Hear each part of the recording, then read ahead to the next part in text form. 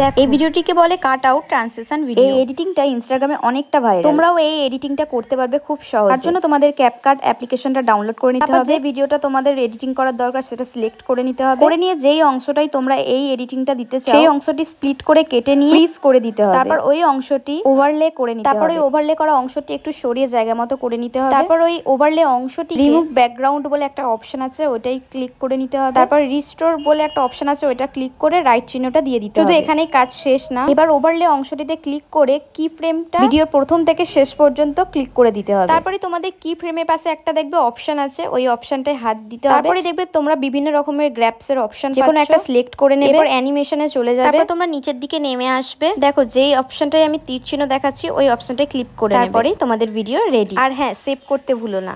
Снег как чистый лист, на цветных красках упала кисть.